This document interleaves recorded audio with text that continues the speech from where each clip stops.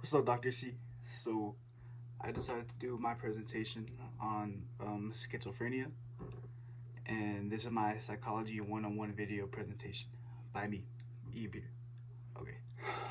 So, I decided to do schizophrenia because it was the topic that interested me the most out of all of them, and I felt like doing a slideshow rather than creating a video because it was the easier option for me.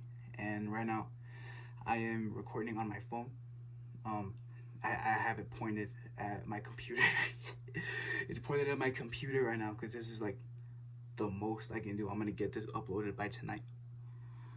Okay, and so first, diagnostic criteria, which would be the symptoms that are associated with schizophrenia.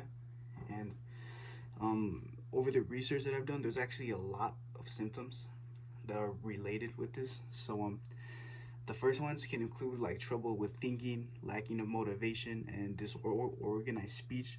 And this actually reminded me of what you mentioned in class one time whenever you said that we're more likely to see somebody with schizophrenia like in like the homeless population because they can't really be taking care of themselves like that. And that was like the main thing that caught my attention for schizophrenia, that actually realizing I've seen somebody in that state without even knowing. So yeah, but in more severe cases, there's more symptoms like suicidal thoughts, hallucinations, and delusions. But then I found this website by Mayo Clinic where it says suicidal thoughts and behavior are common with people with schizophrenia. It also says that people with schizophrenia often lack that their difficulties stem from a mental disorder that requires medical attention, so it often falls from family and friends to get them help, which would be more of an inconvenience to their family and friends. Prevalence. Oh, I almost forgot to mention the picture I used in the top right corner was because like movies and shows. This is what people like to draw with schizophrenia because their brain is scattered and this is like how they express themselves, I would say. And yeah, so prevalence. How common is this disorder? Well, it's well known that over 24 million people are affected by schizophrenia, and the statistic is worldwide as well.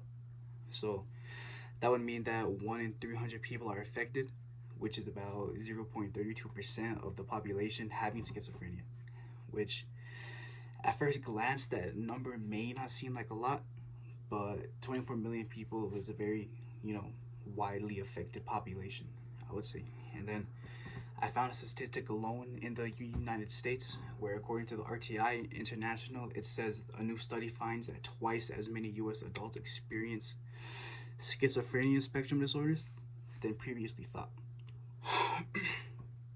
That basically means that after this study, they found out the number of people with schizophrenia was doubled, which is pretty scary in my opinion. Because I also found out that schizophrenia is 90% hereditary, which is extremely creepy for me to think about. Yeah.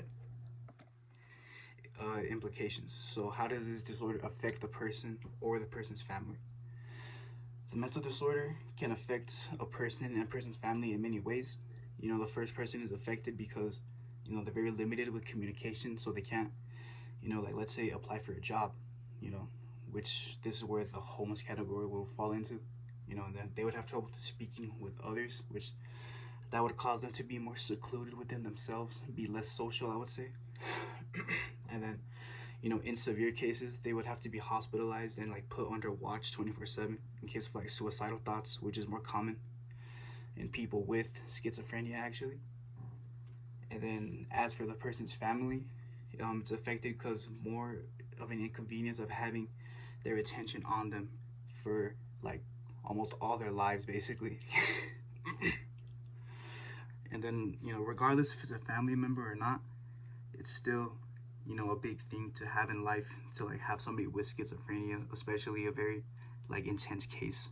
So and then according to the University of Oklahoma Sciences Center, it says that family members are like they feel rejected and lonely because individuals with schizophrenia are emotionally unavailable.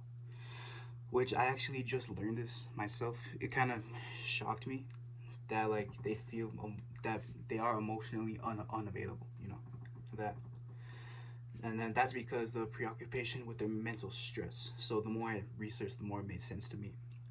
Okay, and then we have treatment options.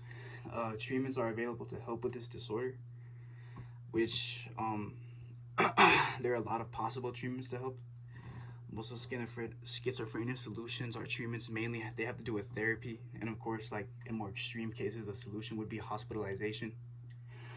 And according to the NHS, people diagnosed with schizophrenia have access to pharmacists, therapists, psychologists, social workers, and community mental health nurses. So they have a lot of sources that can help them out a lot. That goes a long way. And then, along with those resources, more options are antipsychotics, which is pills that they take to like help calm them down, or like have their stress like more relieved, so they don't act out as they would normally. And then those are really the main treatment options for people with schizophrenia. And then this is my works cited page, of course. I did at least one source for each slide, and then I also included the APA citation generator, which I use because I've been doing this for all my assignments, really. So yeah. So I hope you enjoyed this presentation. I'm gonna be uploading this to YouTube and then emailing it to you because I don't necessarily have my account right now. They said that there's problems with like my password, but I'm gonna get that figured out. So thank you, Dr. C, and I hope I get 100. Goodbye.